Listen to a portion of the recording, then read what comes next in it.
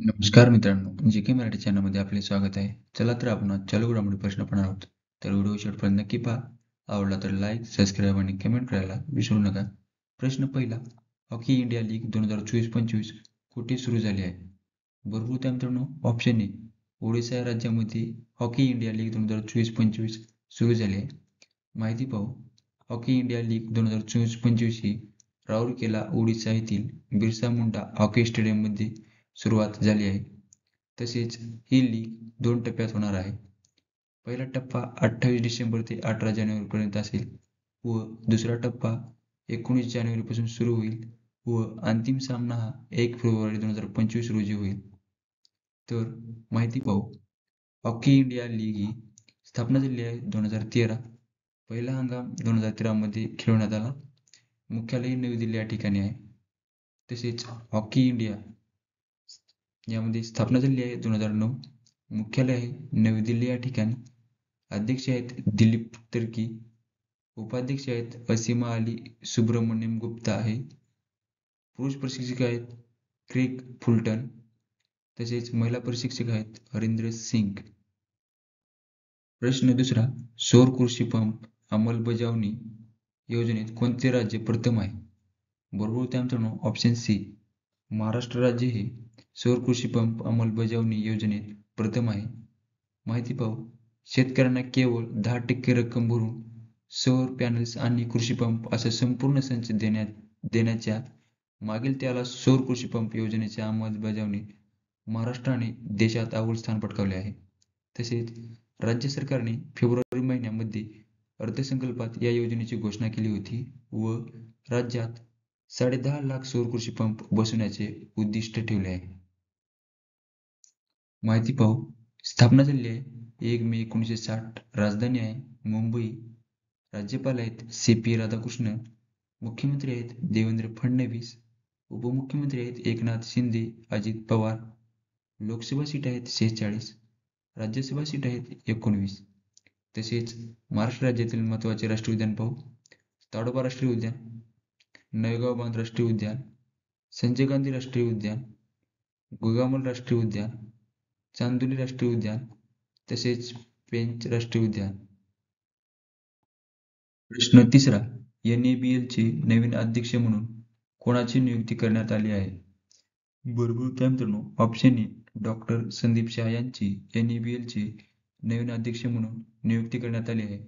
तर NABL चा फुल form होतो national accreditation board for testing celebration laboratory. स्थापना झाली आहे 1988. संस्थापक आहेत विज्ञान आणि तंत्रज्ञान विभाग. तसेच CEO आहेत N. व्यंकटेश्वरन. प्रश्न चौथा, आशियाई युवा आणि ज्युनियर वेटलिफ्टिंग चॅम्पियनशिप 2024 मध्ये भारतीय संघाने एकूण किती पदके जिंकली आहेत? बरोबर उत्तर मित्रांनो, ऑप्शन सी. 33 पदके. तर माहिती पाहू. त्यामध्ये 7 सुवर्ण, 16 रौप्य आणि 10 कांस्य पदकांसह एकूण 33 पदकेही भारतीय संघाने जिंकली आहेत. तसेच 19 ते 25 डिसेंबर 2024 दरम्यान दोहा कतर येथे ही स्पर्धा आयोजित करण्यात आली होती. स्पर्धेत 237 खेळाडू, 19 देशांतील 127 पुरुष तसेच 16 देशांतील 110 महिला सहभागी झाल्या होत्या. महिला युवा 40 किलो गटात उत्तर प्रदेशच्या 16 वर्षीय ज्योत्स्ना साबरेने 3 सुवर्णपदके पटकावली आहेत. तसेच तिने एकूण 135 किलो वजन उचलून या प्रकारात आशियाई विक्रम केला आहे. RBIने वित्तीय क्षेत्रात AI वापर करण्यासाठी कोणाच्या अध्यक्षतेखाली समिती नेमली आहे? बरोबर उत्तर मित्रांनो, ऑप्शन ए. पुष्पक भट्टाचार्य यांच्या अध्यक्षतेखाली RBIने वित्तीय क्षेत्रात AI वापरण्यासाठी समिती नेमली आहे. माहिती पाहू. IIT बॉम्बेचे प्राध्यापक, संगणक विज्ञान आणि अभियांत्रिकी विभाग तसेच पुष्पक भट्टाचार्य यांच्या अध्यक्षतेखाली समिती आर्थिक क्षेत्रात मजबूत, व्यापक आणि जुळवून घेणाऱ्या AI फ्रेमवर्कची शिफारस करेल. प्रश्न 6वा, केंद्रीय अर्थ मंत्रालयात नवीन महसूल सचिव म्हणून कोणाची नियुक्ती करण्यात आली आहे? बरोबर उत्तर मित्रांनो, ऑप्शन ए. अरुणेश चावला यांची केंद्रीय अर्थ मंत्रालयात नवीन महसूल सचिव म्हणून नियुक्ती करण्यात आली आहे? माहिती पाहू. अरुणिश चावला हे 1992च्या बॅचचे बिहार कॅडरचे भारतीय प्रशासकीय सेवेचे IAS अधिकारी आहेत. 1 नोव्हेंबर 2023 पासून त्यांच्या महसूल सचिव म्हणून नियुक्ती होईपर्यंत फार्मास्युटिकल्स सचिव म्हणून कार्यरत होते. प्रश्न 7वा. अटल युवा महाकुंभचे उद्घाटन कोठे झाले? बरोबर त्या मित्रांनो ऑप्शन डी लखनौ या ठिकाणी अटल युवा महाकुंभचे उद्घाटन झाले. तसेच उद्घाटक हे योगी आदित्यनाथ आणि रक्षा मंत्री राजनाथ सिंग यांनी केले. प्रश्न 8वा. IACTने 2025 वर्षे काय म्हणून घोषित केले आहे? बरोबर त्या मित्रांनो ऑप्शन सी AI वर्षे म्हणून AICTने घोषित केले आहे. तर इतर काही महत्त्वाचे वर्ष म्हणून घोषित केले आहेत. माहिती पाहू. संयुक्त राष्ट्राने 2025 वर्षे हे वैधानिक सहकारिता वर्ष म्हणून घोषित केले आहे.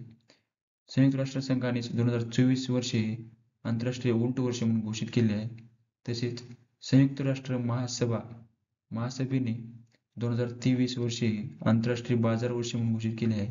तसेच संयुक्त राष्ट्र संघाने 2022 वर्षे हे काचेचे वर्ष आणि कलात्मक मत्स्यपालन आणि मत्स्यशेतीचे वर्ष म्हणून घोषित केले आहे.